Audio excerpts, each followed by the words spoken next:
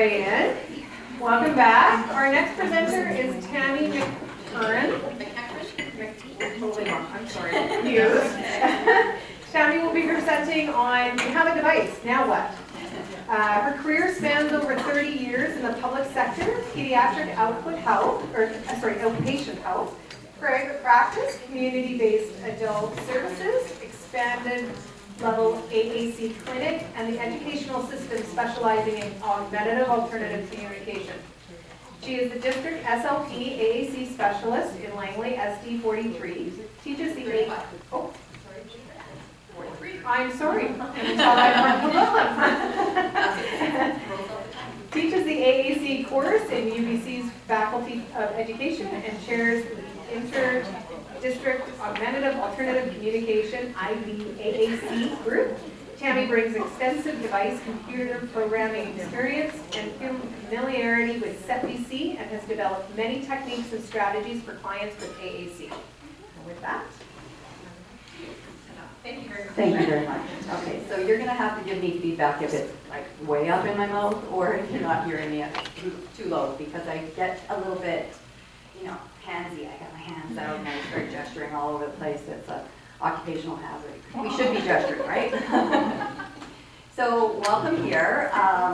Sometimes when I don't know what type of crowd is showing up, I'm not sure how learned you are. I didn't get a chance to meet you all.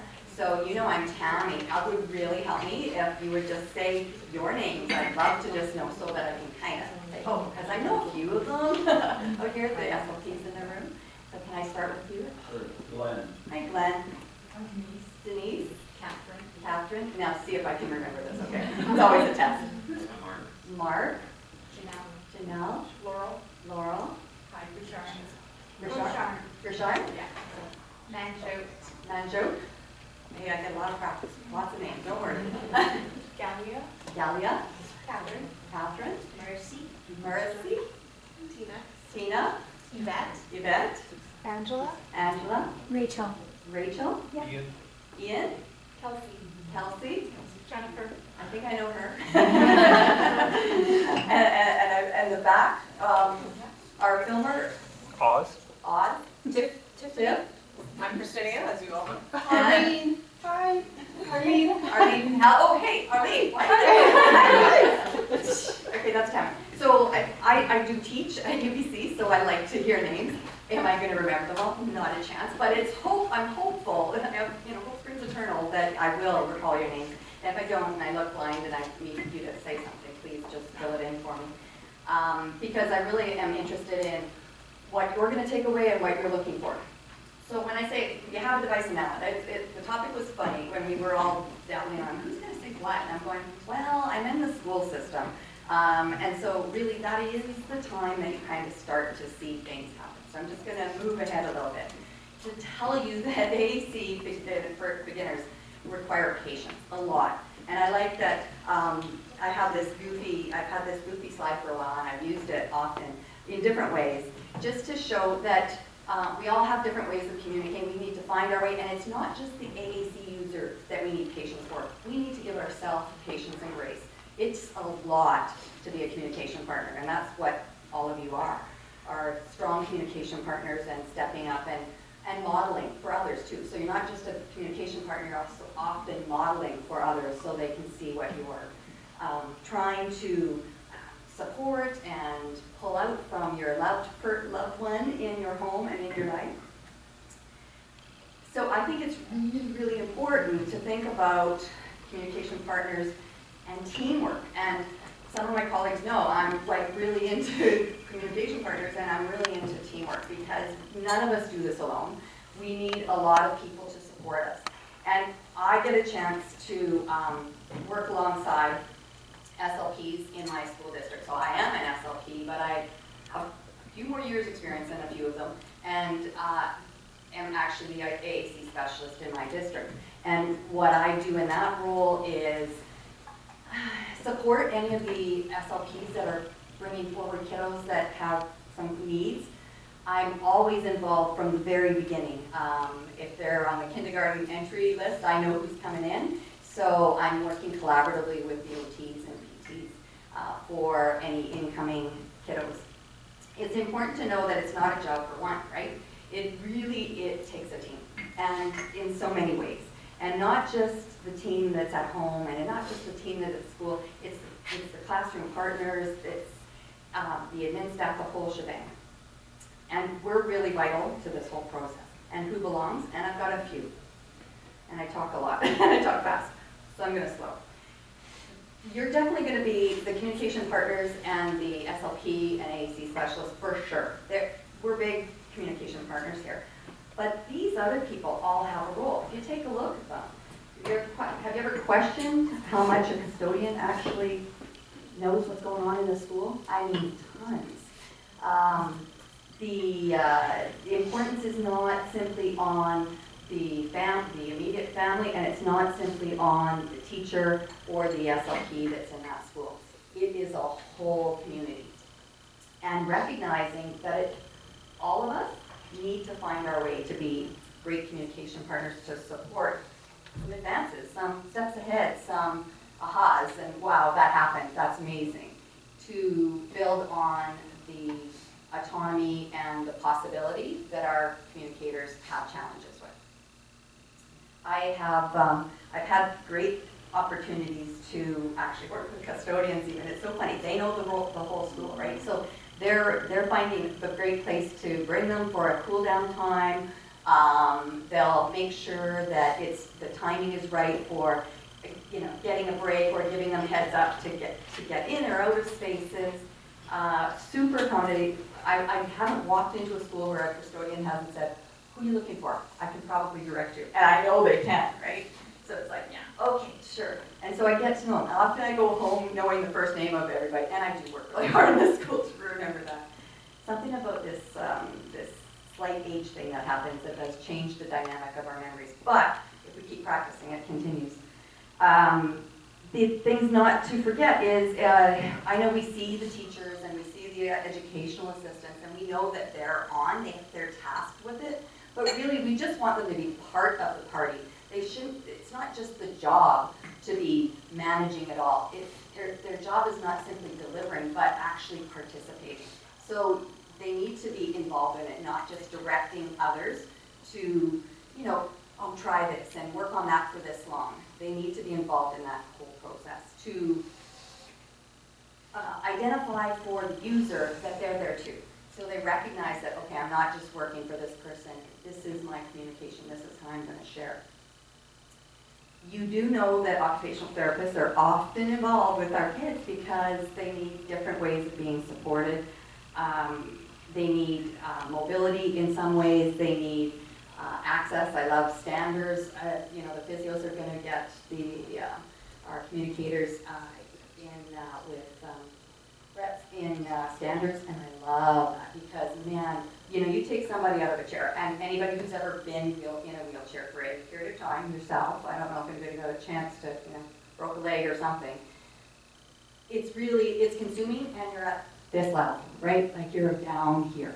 And so to be able to just elevate, it's hilarious to see the grins I get from a couple of my AC kiddos that are living with Rett and are great communicators. And the second they're in the walker, the stander, I should have said walker, the stander, they're at your level and they're delivering to you, and they are recognized too. A great place I've often brought people to is to the library, or even close to, it's funny, staff often have sort of staff lunches, and I don't know how they manage this in a library, but sort of, I guess it's like an extra room. But they're in there and they're going, oh, who's that? What are they using? And here she's using an eye gaze device. Oh, how does that work? And suddenly you're grabbing interest and opportunity to teach the person who doesn't even work with the individual that they're practicing or demonstrating what they can do.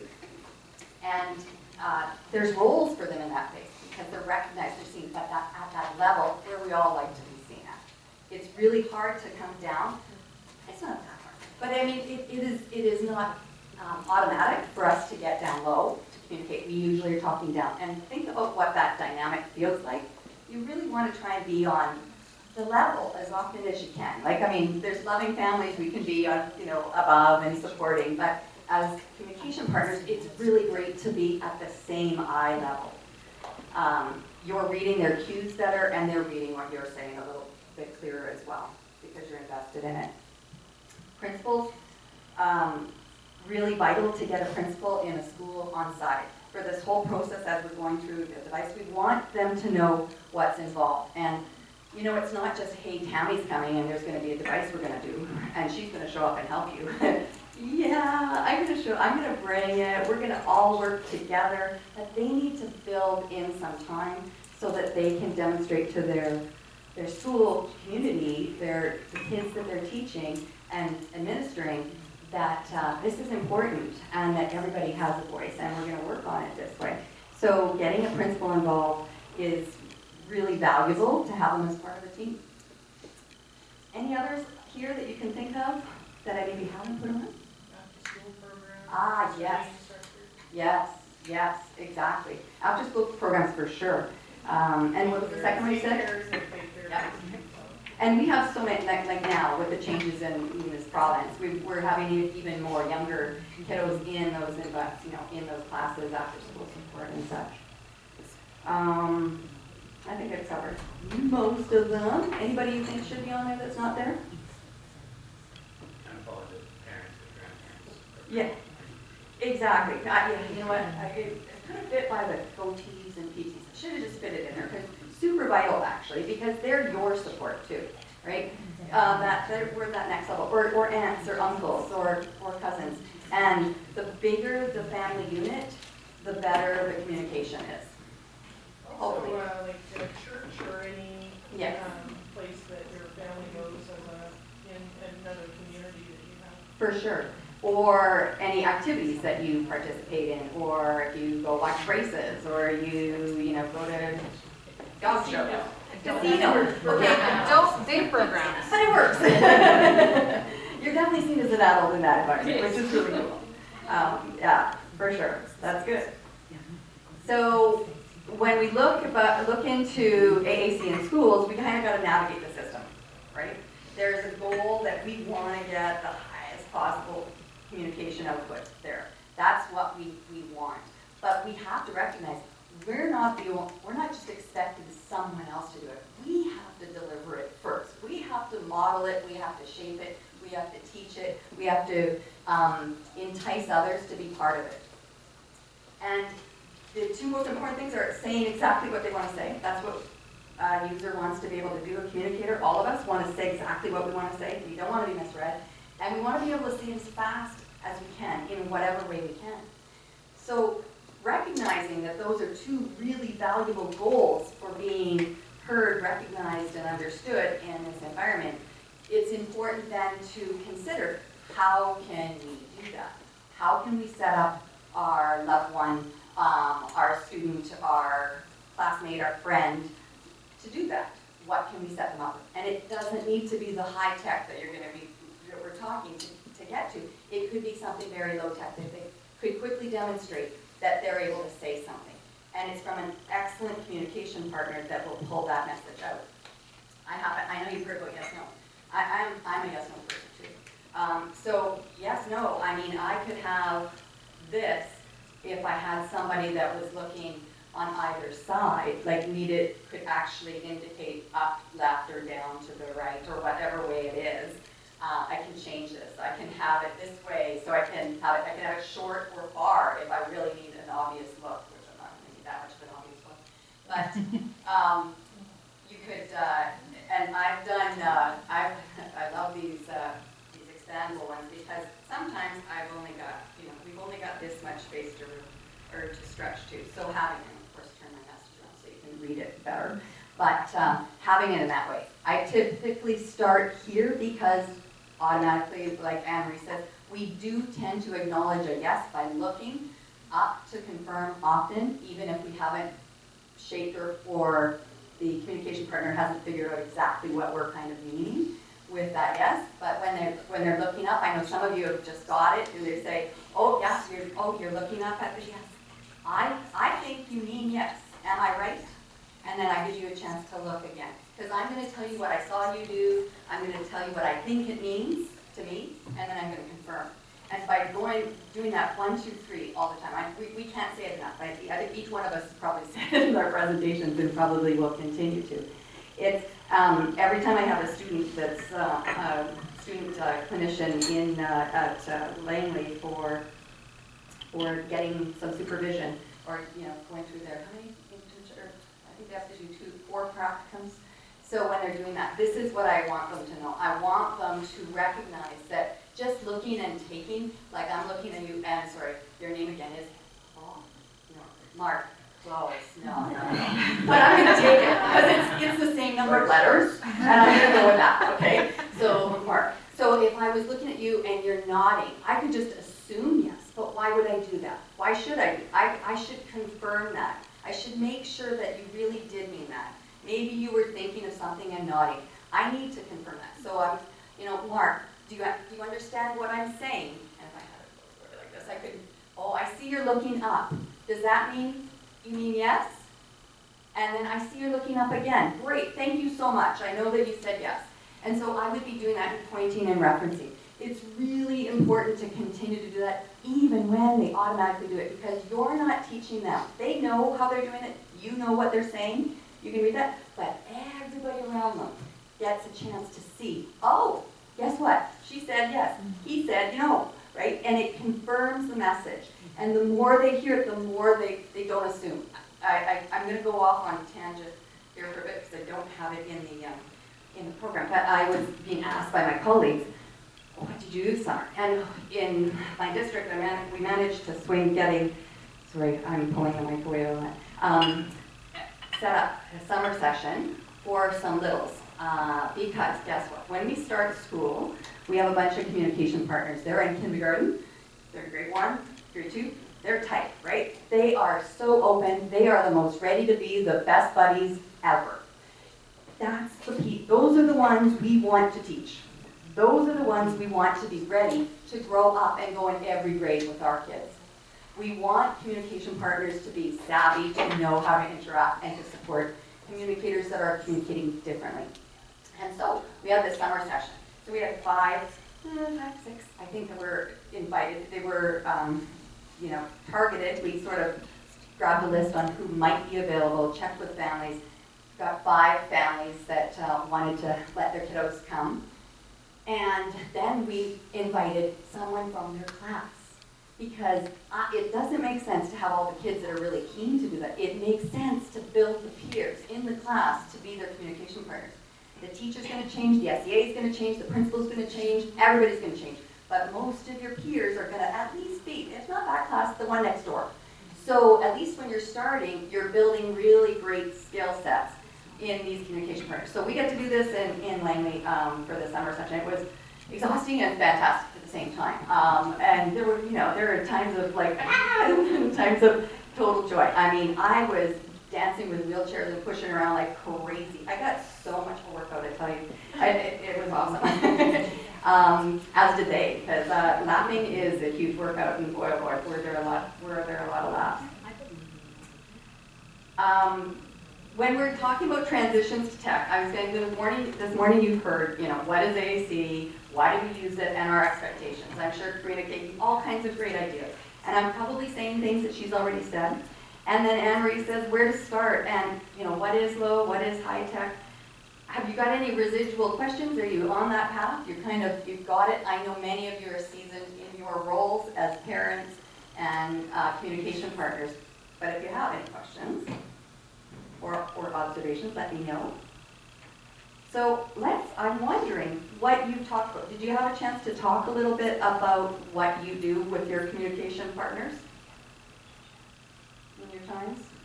Was it time talking or just lots of time listening, right? Okay. So I want you to talk to somebody next to you. I want you to think about really what are your gut instincts on communication expectations for your person as they're coming into the school system. What would be an expectation? You can talk amongst your table, or you can talk out loud now. Anybody brave? I'll stop talking. Yeah, so think about what is it that Like what expectations, first of all, what are expectations of delivery of service and all those pieces? What were your hopes and thoughts about what communication looks like? Do you have any questions regarding the speed in which it comes or what you're doing? Those kinds of things. Like, what do you wonder about?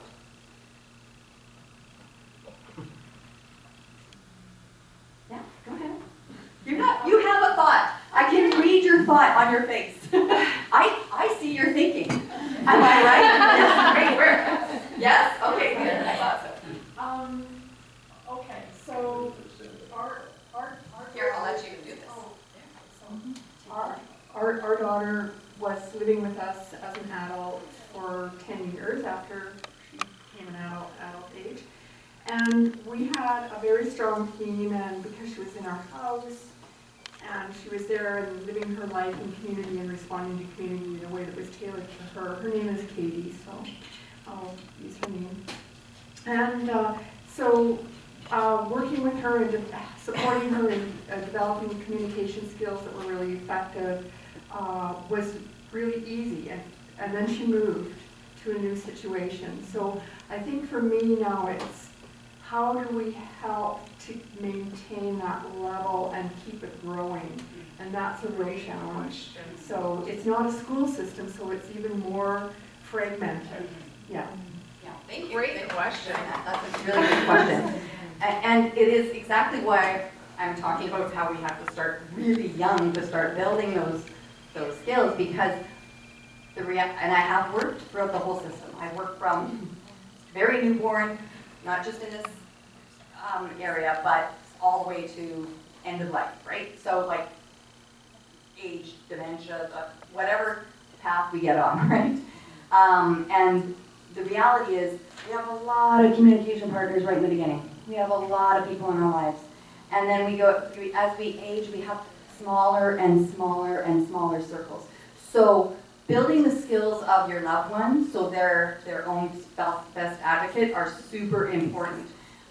That's where you've got to build. You've got to, even if they've heard it all from you, say, you know what, honey, if you had this here when you met up with that girl and told her what you needed, like have a message ready to go, if you could just hit that, I think you should try it, because maybe they'll get it. Maybe they'll spend a little bit more time, or maybe they'll be cued into what you've asked them. As we age and build our skills as AC communicators ourselves, let me pretend I'm here, which I'm not, but I would need to develop a system that tells you who I am. It's kind of like, this is my manual, this is what I love to do, these are my friends, these are the, you need to start mapping those messages out and have them programmed into your system. So when we're getting to, and here we're all about device, and yet I'm still not quite there, but when we talk about device, it's really not the device. It's just the tool that holds the messages you need. So you need to help them identify what can help in that situation. Brainstorm. Have work it out on if that friend in high school is not calling you. What could you do that could cue them in that, hey, you'd love to see them. You don't need to be at the whole event, but you'd love to pop in. Something like that. Just invite yourself in so that they get a chance. So they take their own self to build those skills in themselves, but it demonstrates their capacity and their ownership of communication, which is well received by any communication partner that's out there. Some of them might not know what to do, but even that's something, right? Because they're like, what? Did you hear that? Like, they'll just be shocked and they won't go anywhere. But that acknowledgement is what's really, really important. And as family members, we get so much younger and we support a lot. And we get to a point when we've launched them and they just need more time. Hey, just let's look at what you've been doing. What can we do? What could we add here so we could build on that? Anybody else have a wonder? Well, as a teacher, we're always wondering what kids are into. What are they doing on the weekend? I don't know anything about Paw Patrol. My son's now 19.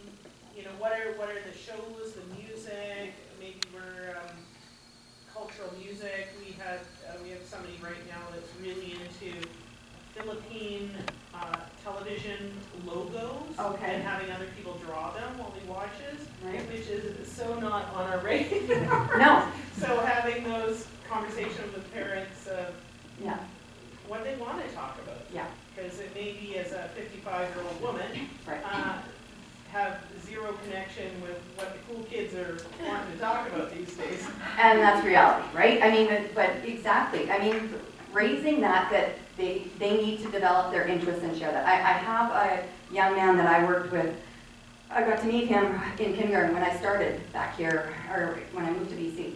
And a partner in crime for him too, that was also a complex communicator. And to the point where now he's graduated, he's actually a Rick Hansen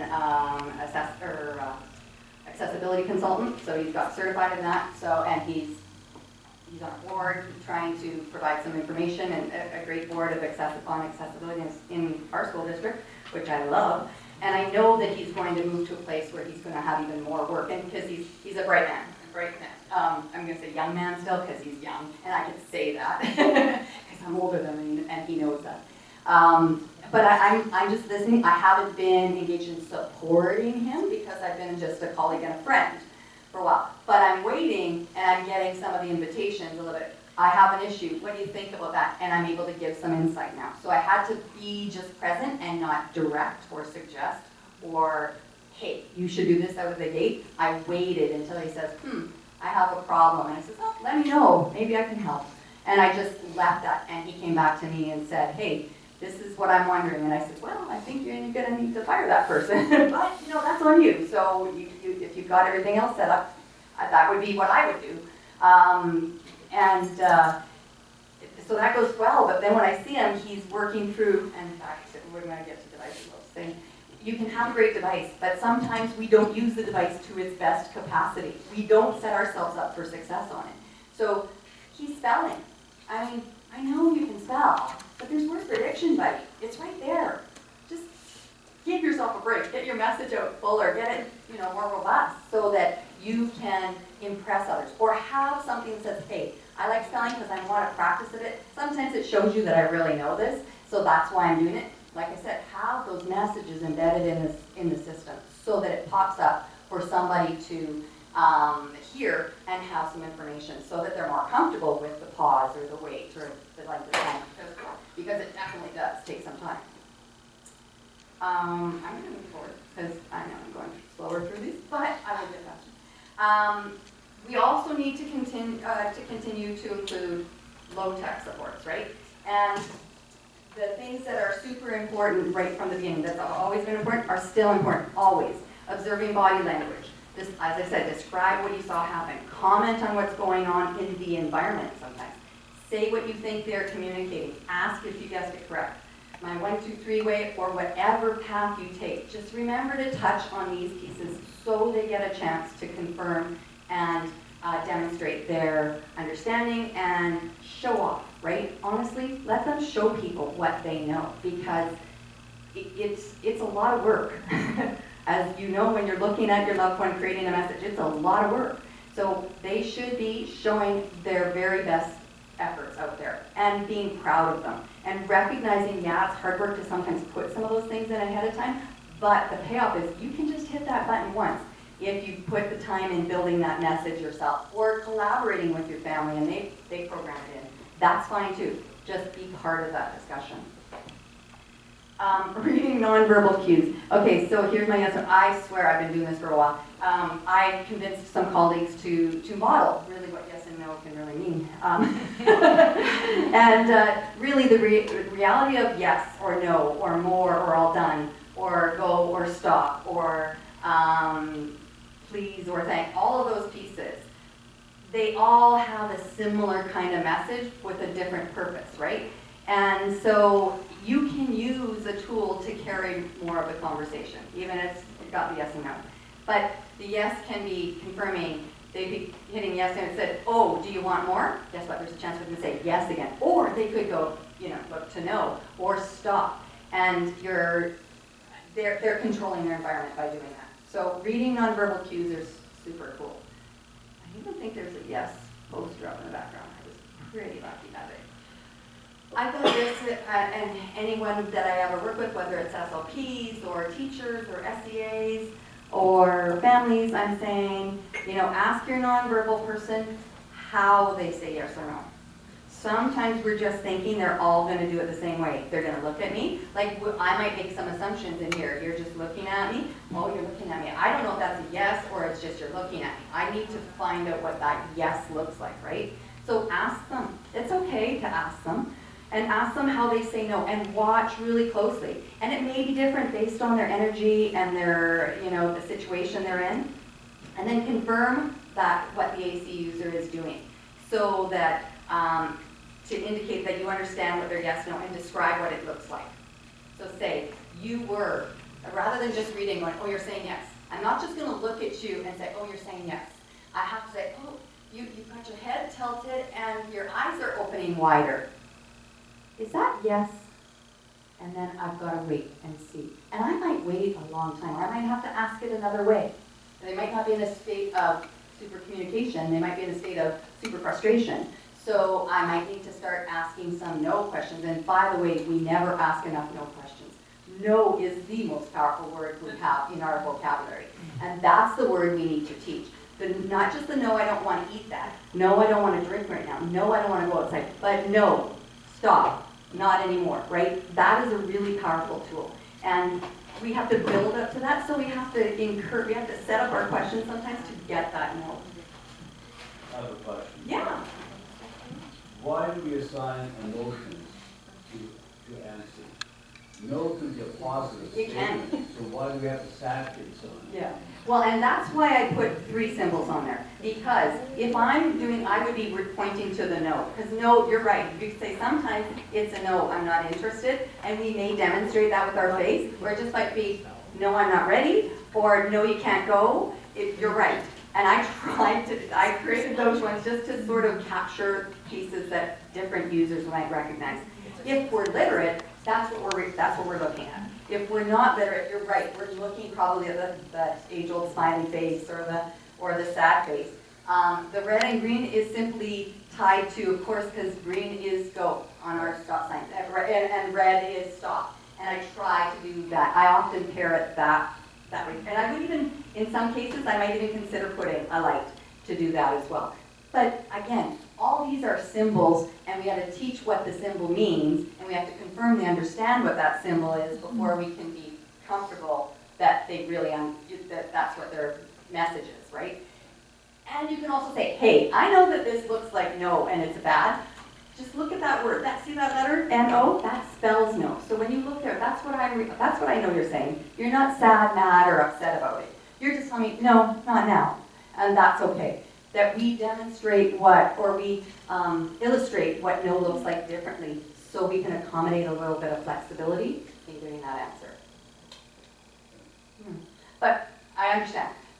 I mean, literacy is where we go, where we want to be, so reading would be great, but there are some non-literate friends, kiddos, people in our life that would need to have the head shaking maybe, and that's another thing. I don't have the head shaking or the head nodding, which with some users we can't do. So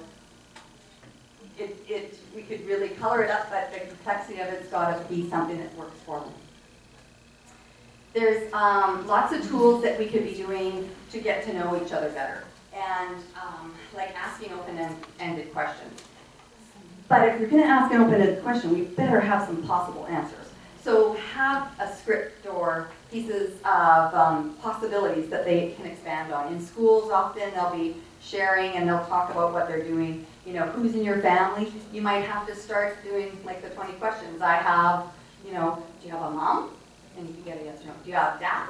Yeah. Do you have a brother? And they'll think, well, oh yeah, oh you do? Do you have just one brother? Like we can expand and get more messaging from having a bit of some open-ended questions for sure. And provide lots of choices, visual cues, auditory, whatever way you need to. List each option simply and slowly so they can make a choice. So sometimes we need to give them options. And these are not by any means covering everything. It's just some possibilities in schools to give a chance for them to say more than one thing. Because I'll go into a class and the kids will say, oh, well, he only likes that toy. I'm like, really?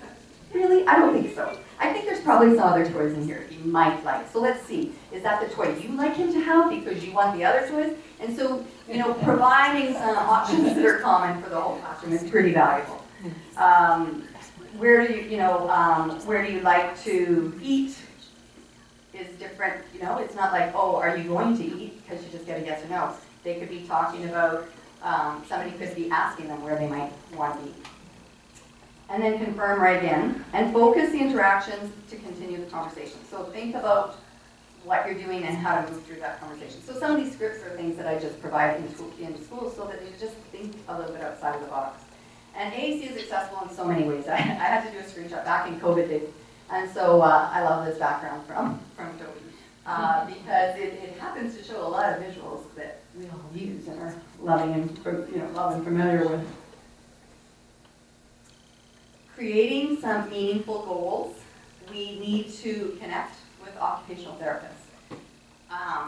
I have a fantastic team I get to work with. I love them all. They're great friends, and we dress up silly for Halloween, the whole shebang. Every time it was somebody different. We were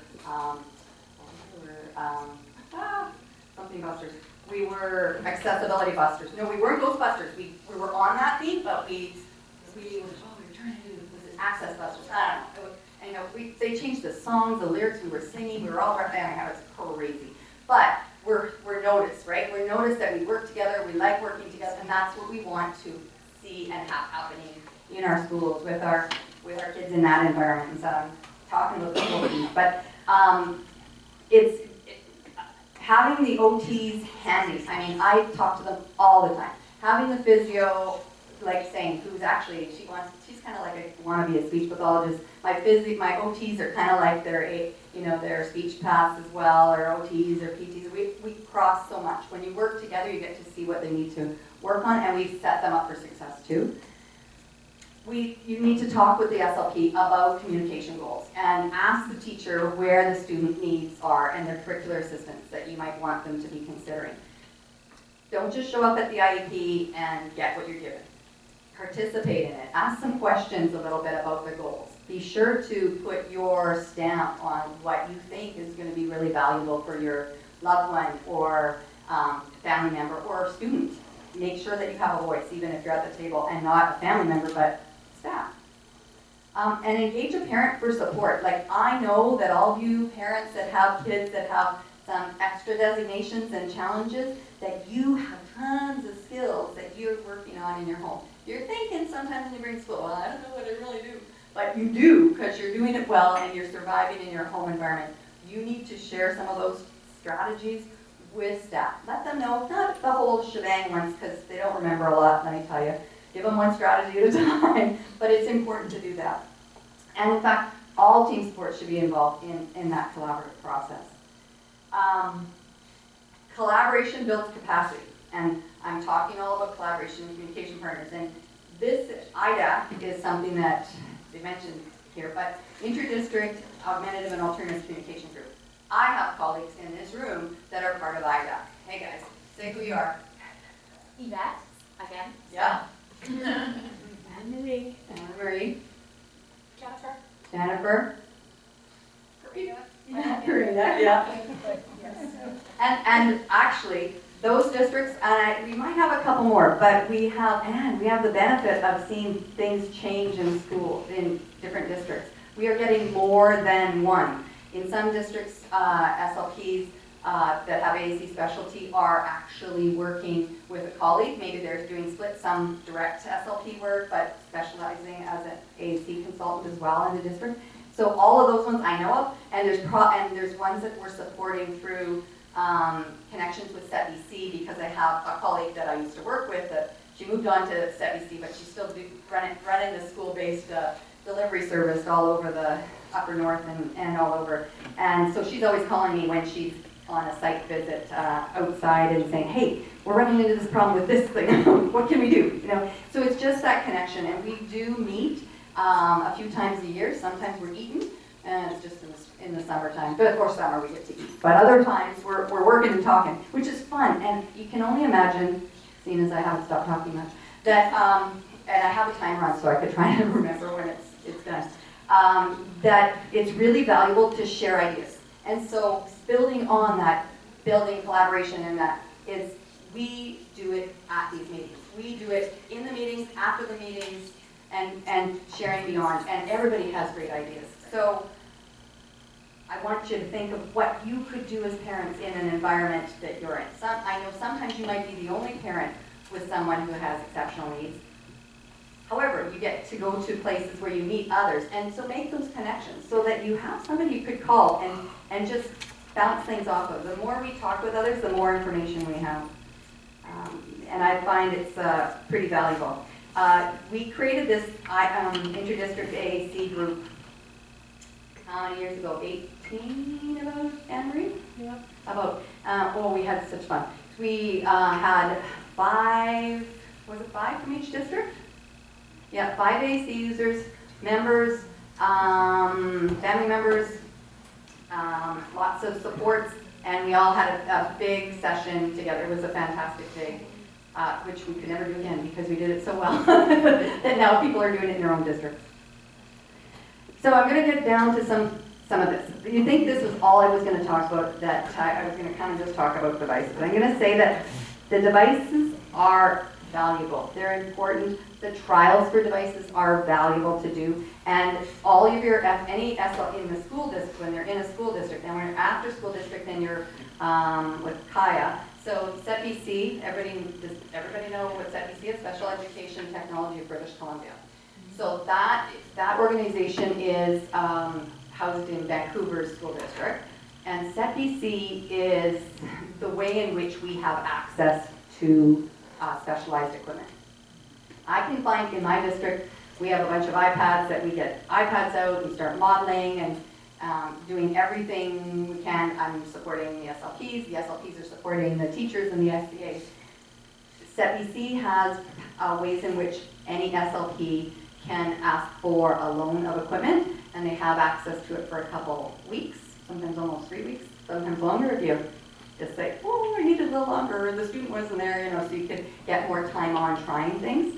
And at those times when I've had any equipment in, I'm making sure I've got the family popping in, I'm making sure I've got the SCA that's practicing and trying and adding to whatever content, because it's kind of like owning a car really quickly, like a couple weeks.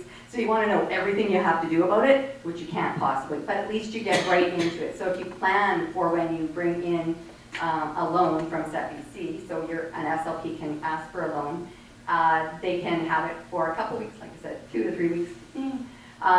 But you get a chance to really try it. And it could go, it is generally at the school because you're supporting in the school, but that doesn't mean to say if I don't have a parent that's really savvy and, I'm saying, okay, can you see what this is like during, take this home tonight and see. I know I probably shouldn't say that. We probably should record that. But anyhow, I do think that's really important, right? At the end of the day, it's great that I can do it in school, but I really want the family to be able to do it. So I'm inviting them all the time to be part and parcel of that visitation. I had this great poem. Oh, I don't know if I actually printed it off. It's an old Dr. Seuss one. But about how many tools that there are out there in the world of communication, how many support devices and items and communication boards we have. The one up in this corner, let's see, those ones are Toby's. One of them's like an i6. They're both, I think, probably an i13 and an i16, are they now? 13 and 16? Yeah. And then Toby also has like the Pilot. The young man I mentioned, Ben, as we got back there, the Pilot, and he uses that. Now both of those, so one of them is showing, oh gosh, Tammy, brain fade. Guys, what's this screen? Communicator 5? Thank you. Communicator 5, the operating system that we used to use all the time. I've been working on these devices.